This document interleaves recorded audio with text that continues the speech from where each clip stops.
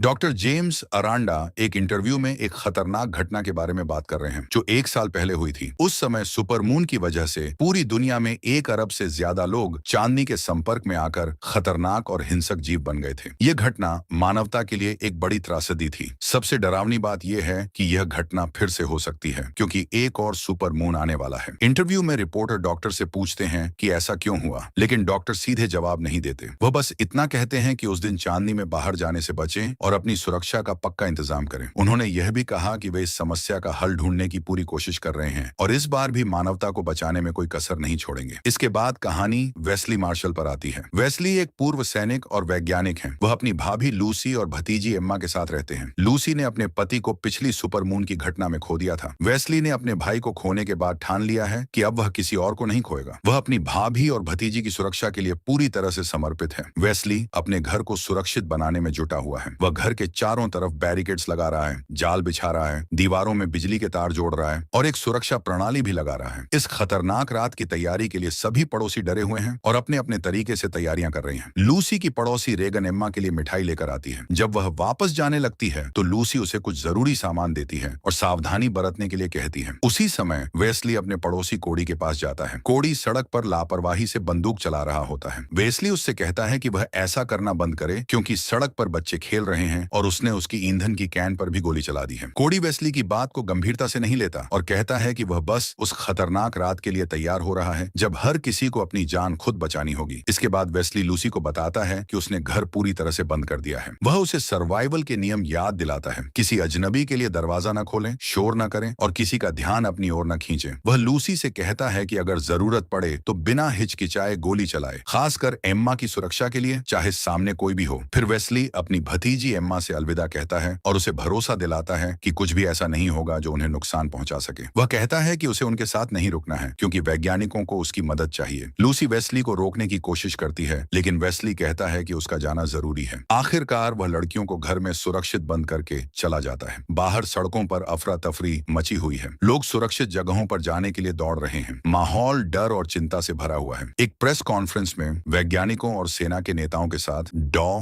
James अपनी team का परिचय कराते हैं। यह टीम उस समस्या का हल ढूंढने के लिए कड़ी मेहनत कर रही है और वेस्ली इस टीम का एक अहम हिस्सा है। डॉ जेम्स बताते हैं कि उनकी टीम ने एक सीरम बनाया है जिसे उन्होंने मोनर नाम दिया है। यह सीरम सुपरमून के असर से मानव डीएनए को बचाने में मदद कर सकता है। उन्होंने कहा कि यह रात इस इलाज को पूरी तरह साबित करने के लिए बहुत महत्वपूर्ण होगी। इसके बाद वह सभी को शुभकामनाएं देते हैं। सुविधा के अंदर वैज्ञानिक और सैन्य कर्मचारी स्वयं सेवकों को परीक्षण के लिए तैयार करते हैं। वे उन्हें चांदनी में उजागर करके सीरम की ताकत को परखने की तैयारी करते हैं। उस रात एक स्थायी और प्रभावी इलाज ढूंढने के लिए परीक्षण शुरू होता है। इस परीक्षण में माइल्स, जो वैज्ञानिक एमी के पति हैं, को चुना गया है। माइल्स को मजबूत जंजीरों से बांधकर एक बड़े पिंजरे में बंद कर दिया जाता है। सूरज डूब चुका है और पूरी दुनिया डर के साथ सबसे खतरनाक पल के लिए काउंटडाउन में है। वेस्ली और टीम के बाकी सदस्य खास सूट पहनते हैं ताकि सुपरमून की रोशनी से बच सकें। वे उन स्थानों पर जाते हैं जहां परीक्षण के लिए लोग मौजूद हैं। माइल्स के अलावा 3 और लोग हैं, 1 महिला और 2 पुरुष। इसके बाद सुपरमून के पूरे प्रभाव का काउंटडाउन शुरू होता है और वैज्ञानिक तैयार हो जाते हैं। जो महिला परीक्षण के लिए स्वेच्छा से आई थी वह घबरा जाती है और कहती है कि उसने अपना मन बदल लिया है। वह बाहर जाने की बात करती है लेकिन तब तक बहुत देर हो चुकी होती है। जल्द ही परीक्षण शेड की छत खुलती है और आकाश में एक विशाल चांद दिखाई देता है। यह पल बेहद तनावपूर्ण होता है लेकिन कोई भी स्वयंसेवक रूपांतरित नहीं होता। इससे लगता है कि सीरम काम कर रहा है। वैज्ञानिक खुशी से भर जाते हैं और अगले कदम की तैयारी करने लगते हैं। इस बीच लूसी की सड़क पर एक छाया तेजी से गुजरती है जो कोडी और लूसी का ध्यान खींचती है। लूसी अपनी बेटी एम्मा के साथ होती है। घरों की बत्तियां झपकने लगती हैं जिससे माहौल और भी डरावना हो जाता है। लूसी मॉनिटर्स पर देखती है लेकिन उसे कुछ अजीब नजर नहीं आता। वहीं दूसरी ओर रीगन अपने घर में अपनी मां को पुकारती है लेकिन कोई जवाब नहीं आता। रीगन डर जाती है और घबरा जाती है। तभी अचानक रीगन के पीछे एक राक्षस उठता हुआ दिखता है जो उस पर हमला करने के लिए तैयार है। उसी समय परीक्षण विंग में डॉ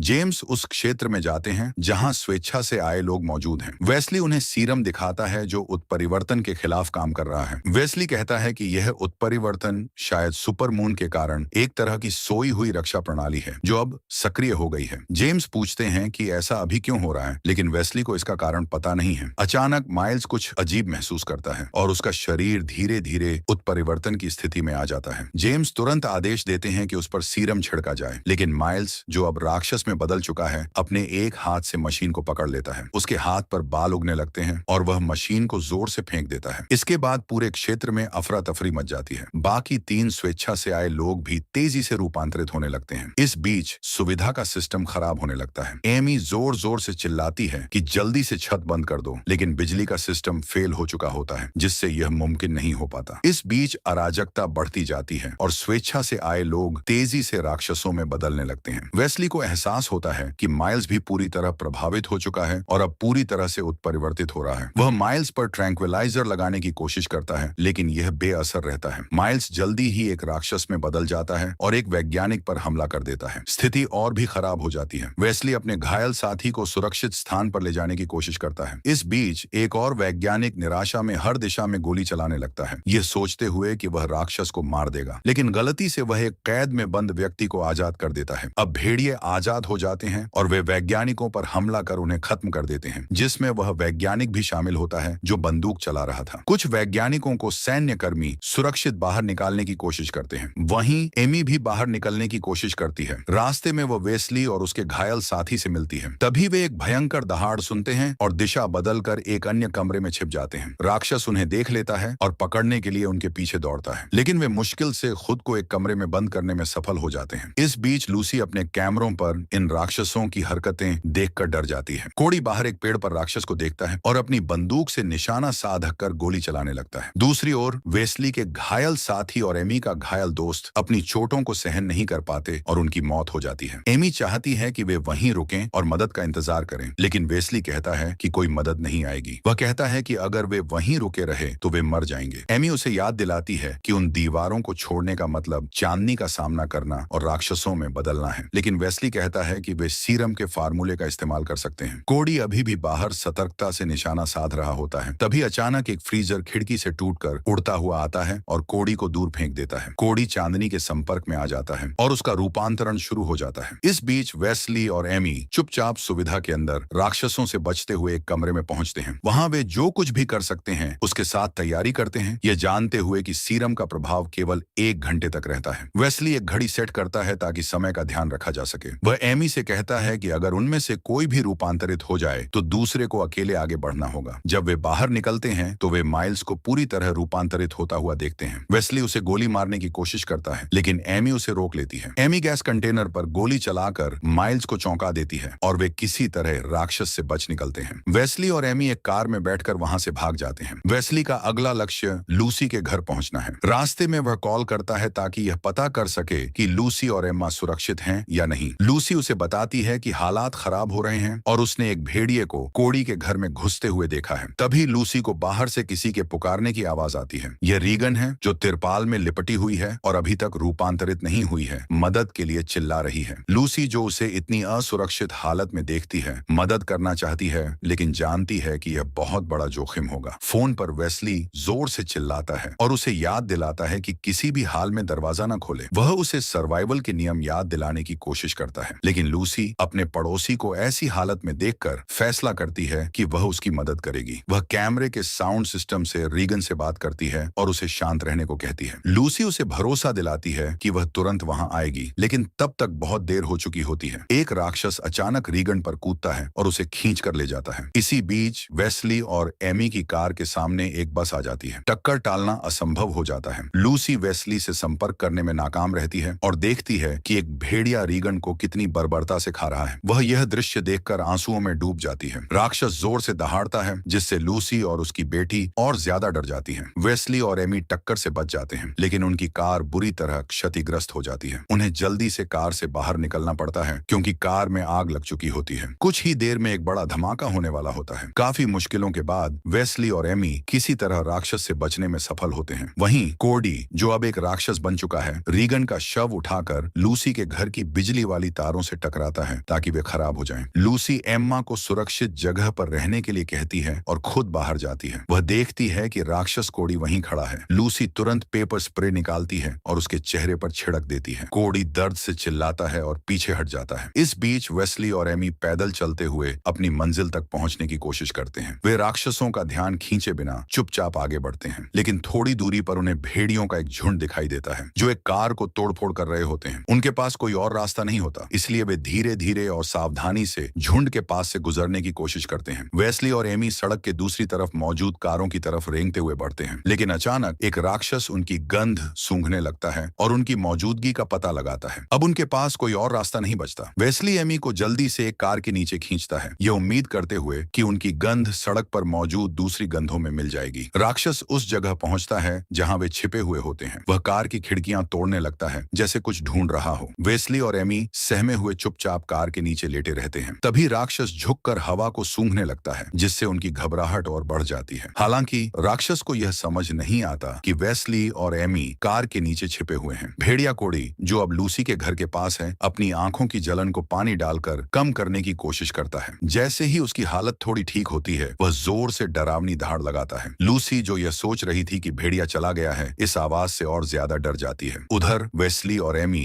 कार के नीचे से बाहर निकलते हैं। वे चारों ओर देखते हैं और महसूस करते हैं कि राक्षस वहां से चले गए हैं, लेकिन तभी उनकी घड़ी बीप करने लगती है, जो यह बताती है कि 1 घंटा पूरा हो गया है और सीरम का असर खत्म होने वाला है। घड़ी की आवाज सुनकर राक्षसों को उनकी मौजूदगी का पता चल जाता है। अब उनके पास और कोई विकल्प नहीं होता। वेस्ली और एमी अपनी जान बचाने के लिए दौड़ने लगते हैं। वे रास्ते में एक सुपरमार्केट का गेट देखते हैं जो बंद हो रहा होता है। वे तेजी से दौड़ते हैं और अंदर घुसने में कामयाब होते हैं। अंदर वे एक लड़के को देखते हैं जो गेट बंद कर रहा था। लड़का उन्हें जल्दी से अंदर जाने को कहता है। सुपरमार्केट के अंदर वेस्ली और एमी ये देखकर हैरान हो जाते हैं कि वहां पहले से कुछ लोग छिपे हुए हैं। तभी उनमें से कुछ लोग एमी को रोक लेते हैं और ब्लेड निकालकर उसे धमकाने लगते हैं। वे समझाने की कोशिश करते हैं कि वे वैज्ञानिक हैं और एक इलाज पर काम कर रहे हैं, लेकिन एक मास्क पहने आदमी कहता है कि कोई इलाज नहीं हो सकता और पूछता है कि उन्हें बाहर के राक्षसों के बीच फेंकने का क्या कारण हो सकता है। वेस्ली उसे समझाता है कि वह सिर्फ अपने परिवार तक पहुंचना चाहता है और इसके लिए उसे इमारत के नीचे बनी सुरंग का इस्तेमाल करना होगा। आदमी थोड़ी देर सोचता है और फिर कहता है कि वह उन्हें सुरंग के दरवाजे तक ले जाएगा, लेकिन इसके बाद उन्हें अकेले जाना होगा। दूसरी तरफ लूसी कैमरों में देखती है कि सड़क पर राक्षसों की भीड़ जमा हो रही है। वह समझती है कि वे किसी योजना के तहत इकट्ठा हो रहे हैं। वेस्ली और एमी सुरंग में सावधानी से चलते हुए आगे बढ़ते हैं। जब वे एक बंद गेट तक पहुंचते हैं तो वेस्ली उसे खोलने के लिए गोली चलाने की तैयारी करता है, लेकिन इससे पहले कि वह ऐसा कर सके, एक राक्षस पीछे से आकर उन पर हमला कर देता है। अब उनके पास कोई और विकल्प नहीं है। वे राक्षस से लड़ने की कोशिश करते हैं। राक्षस गेट को तोड़कर उन्हें जमीन पर गिरा देता है। स्थिति बहुत खतरनाक हो जाती है। उनका एकमात्र लक्ष्य अब अपनी जान बचाना है। एमी डर और सदमे से बेहोश हो जाती है। वेस्ली उठने की कोशिश करता है, लेकिन राक्षस उसे फिर से नीचे गिरा देता है। राक्षस उस पर झपटता है, लेकिन वेस्ली जल्दी से एक लोहे की छड़ी पकड़ लेता है और उसे राक्षस के शरीर में घुसा देता है। इससे राक्षस तुरंत मर जाता है। एमी को होश आ जाता है और वह वेस्ली को उठने में मदद करती है। दोनों आगे बढ़ने की कोशिश करते हैं और आखिरकार सड़क तक पहुंचने का रास्ता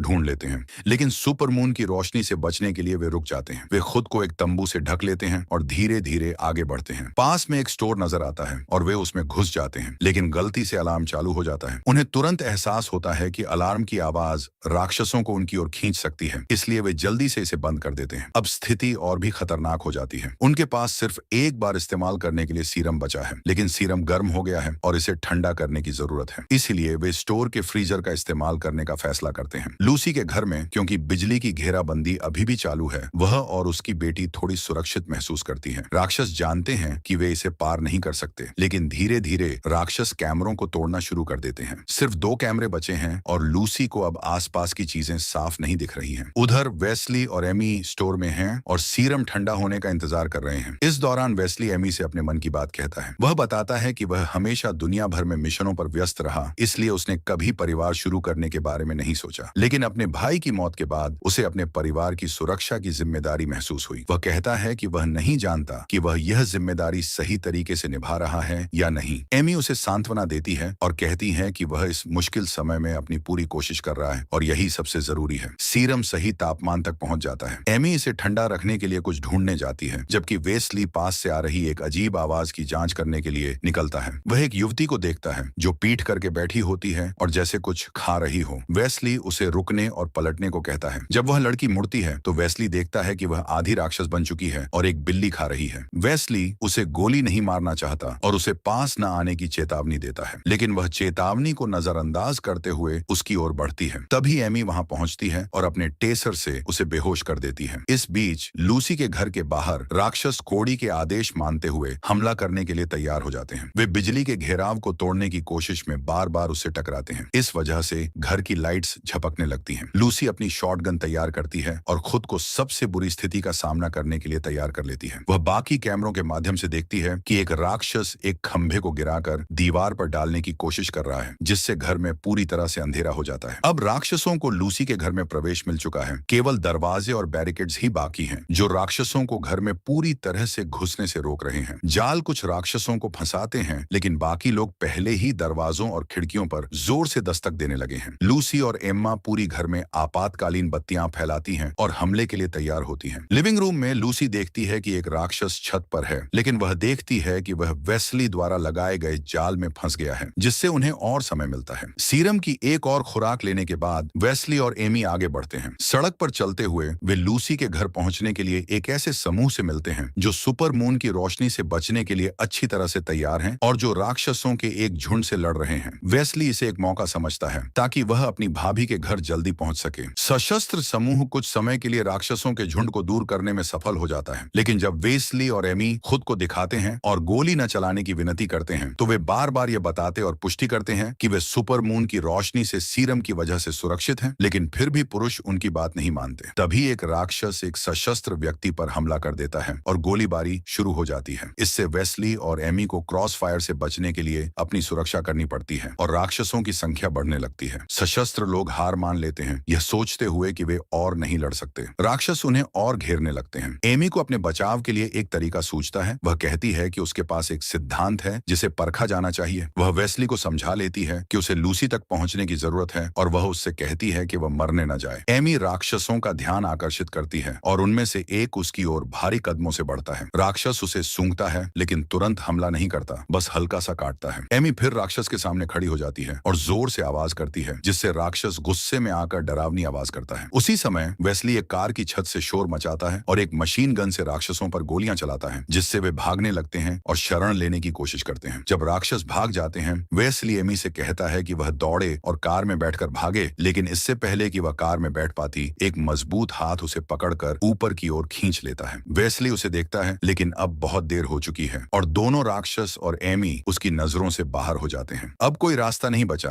लूसी तक पहुंचने की जरूरत है, इसलिए वेस्ली तुरंत कार चलाकर निकल पड़ता है। लूसी पहले ही छत से गोलियां चला चुकी है, कुछ राक्षसों को मारते हुए। लूसी ने अब तक छत से कई गोलियां चलाकर कुछ जानवरों को मार दिया था। वे अब भी घर में घुसने की कोशिश कर रहे थे और गोलियां खत्म हो जाने के बाद लूसी और उसकी बेटी मुश्किल में फंस गई थी। छत, दरवाजे और बैरिकेड्स अब काम नहीं कर रहे थे और एक एक करके जानवर घर में घुसने लगे। लूसी और उसकी बेटी छिपने की जगह ढूंढ रही थी। तभी अचानक बाहर एक हॉर्न की आवाज आई। ये वेस्ली था, जो जानवरों का ध्यान खींचने की कोशिश कर रहा था। जानवर फिर सड़क पर इकट्ठा हो गए और वेस्ली उनकी तरफ बढ़ते हुए उन्हें कुचलने की कोशिश करता है, लेकिन आखिरी जानवर, जो कोड़ी था, वाहन की बोनट पर कूद जाता है, जिससे वेस्ली एक घर में दुर्घटनाग्रस्त हो जाता है। जब उन्हें लगता है कि खतरा खत्म हो गया है, तो लूसी और उसकी बेटी एक और जानवर से हैरान हो जाती हैं, जो उनके पास आ रहा था और दीवार को तोड़कर अंदर घुसता है। वे एक और कमरे में दौड़ते हैं और लूसी एम्मा को अलमारी में छिपा देती है। लूसी दरवाजे के पीछे छिपकर उस जानवर का इंतजार करती है। जब वह अंदर आता है तो सीधा एम्मा की ओर बढ़ता है। लड़की उस जानवर पर स्प्रे करती है और लूसी पीछे से उस पर हमला करने की कोशिश करती है, लेकिन उसे फेंक दिया जाता है। अपनी माँ को खतरे में देख एम्मा चाकू से उस जानवर पर वार करती है, लेकिन कोई असर नहीं होता और जैसे ही वह हमला करने वाला था, लूसी एक कुल्हाड़ी लेकर उस जानवर पर वार करती है। वेस्ली घर के पास आता है और लूसी और एम्मा को पुकारता है और यह देखकर राहत होती है कि वे दोनों जीवित हैं। वेस्ली यह जांचता है कि दोनों घायल नहीं हैं और फिर अगले हमले के लिए तैयार होते हैं, क्योंकि वेयरवुल्फ कोडी अभी भी जीवित है और कार से बाहर निकलने वाला है। गोलियां खत्म हो चुकी हैं और बाहर के जानवर से लड़ने का कोई तरीका नहीं है। वेस्ली के पास एक आखिरी निराशाजनक विचार आता है। वह दोनों से अलविदा लेता है, एम्मा को हमेशा मजबूत और बहादुर रहने के लिए कहता है, फिर लूसी को एक घड़ी देता है जो 15 मिनट के लिए सेट की जाती है, यानी सूर्योदय तक का समय। फिर वह बाहर जाता है और चूंकि अब सीरम का असर खत्म हो चुका है, वह भी एक वेयरवुल्फ में बदल जाता है ताकि कोड़ी से बराबरी पर लड़ा जा सके। दोनों जानवरों के बीच भयंकर लड़ाई शुरू होती है, लेकिन जल्द ही वेस्ली को बढ़त मिल जाती है और वह अपने दुश्मन को हरा देता है, यह जानते हुए कि अब वेस्ली भी एक राक्षस बन चुका है। लूसी जल्दी से एम्मा को सुरक्षित जगह पर छिपाती है। फिर वह सुनती है कि वेस्ली के वेयरवुल्फ के भारी कदम पास आ रहे हैं। जब लूसी को फर्श पर एक आखिरी शॉटगन शेल मिलती है, तो वह अपने हथियार को लोड करती है और इससे पहले कि जानवर अंदर आ सके, वह वेस्ली से प्रार्थना करती है कि वह अंदर किसी तरह की मानवता महसूस करे, लेकिन वह अंदर आता है और पास आता है। लूसी वेस्ली की यादों को वापस लाने के लिए एक पारिवारिक फोटो उठाती है। जानवर हमला नहीं करता, लेकिन जल्द ही वह उठता है और जोर से गर्जना करता है, जिससे लूसी गिर जाती है। वह शूट करने की तैयारी करती है, तभी उसकी घड़ी बीत करने लगती है, जो बताती है कि सूरज उग चुका है। फिर एक आखिरी कोशिश में वह खिड़की पर गोली मार देती है ताकि सूरज की रोशनी अंदर आ सके। बाहर सूरज तेजी से चमकता है और वेस्ली किसी भी खतरे से पहले सामान्य होने में सफल हो जाता है। और इसी को दिखाते हुए यह कहानी यहाँ खत्म हो जाती है।